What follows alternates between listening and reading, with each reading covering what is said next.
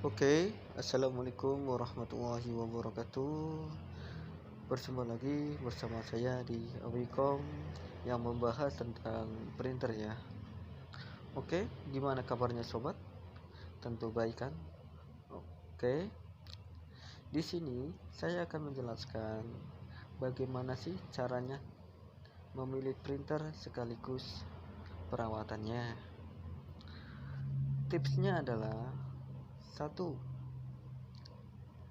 kita sesuaikan dengan kehidupan kita, misal kayak jangka pendek ataupun jangka panjang ya. Misal printer ini mau dipakai untuk jangka pendek, kayak contohnya buat ngeprint skripsi, terus kesananya nggak dipakai lagi. Atau buat jangka panjang, misal kita mau buka usaha untuk pengeprintan atau fotokopi, dan sesuaikan dengan uangnya ya atau budgetnya. Misal kalau misalkan kita untuk jangka pendek, lebih baik kita memilih printer yang SP atau HP yang lebih murah, kayak misal contoh printer SP seri 2135, 2136, 2336 dan seterusnya. Karena untuk penggantian spare part cartridge-nya itu lebih murah. Itu misalkan kalau buat jangka pendek gitu. Kalau misalkan untuk jangka panjang, rekomendasi sih pilih di printer Epson seri berapa saja bebas ya, kayak contoh L120 atau L3110 dan seterusnya, karena itu lebih praktis. Jadi kalau misalkan tintanya habis atau salah satunya habis, itu kan harganya relatif murah. Untuk perawatannya pun lebih praktis juga. Misal sehari dipakai satu kali atau berapa kali lah, itu namanya untuk perawatan.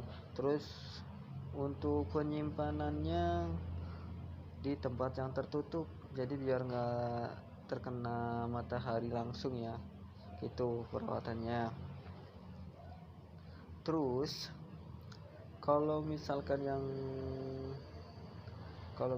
nih printer nggak bisa narik kertas, dicek dulu di rollernya, jangan sampai kemasukan benda-benda kayak misalkan ballpoint atau pensil, jangan sampai ya.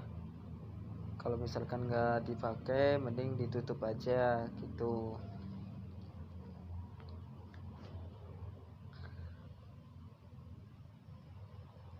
Kalau untuk Canon ya, banyak yang rekomendasi Canon. Kalau misalkan printer Canon memang bandel, tapi rawan di cartridge-nya. Cartridge-nya itu harganya lumayan mahal ya, di atas 200-an.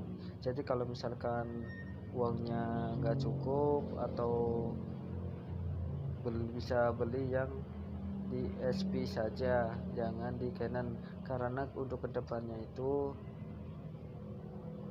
agak susah ya cari cartridge-nya, jadi mahal di cartridge-nya itu.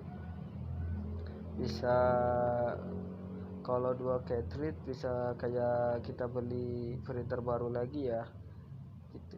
Kayak misal contoh seri IP2770 ataupun MP287.